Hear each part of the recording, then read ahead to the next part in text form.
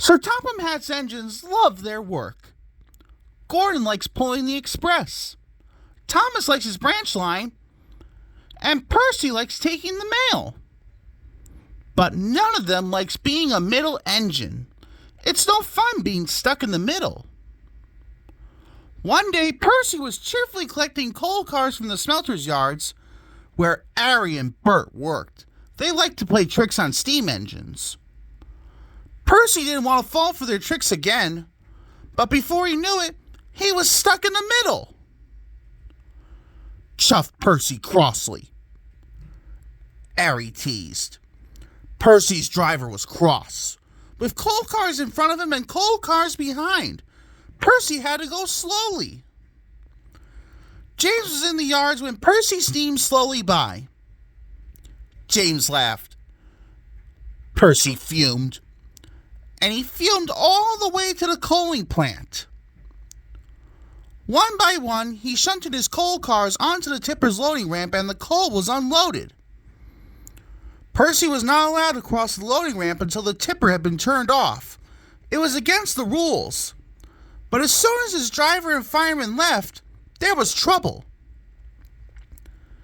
Henry arrived to pick up coal.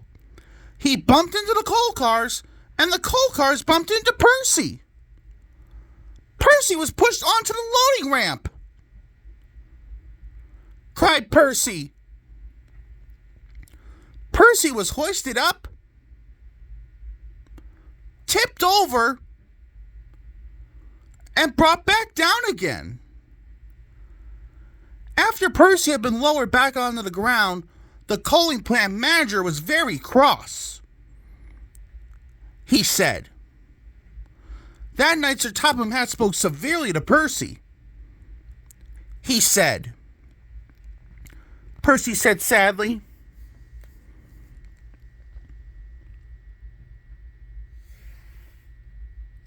said James, thinking no one could hear.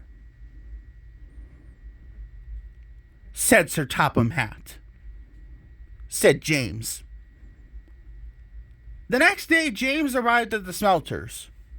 He was determined not to be tricked by Harry and Bert. Oozed Harry. Huffed James importantly. Bert chimed greasily. James cheerfully backed up to his freight cars. He was certain he had fooled Harry and Bert, but he was wrong.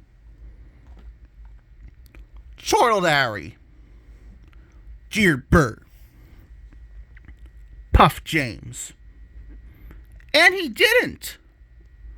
When Sir Topham Hatt heard the news, he sent Percy to fetch James. This made Percy happy. He buffered up to James and took him, along with all the freight cars, to the docks. Said the dock manager. Percy replied.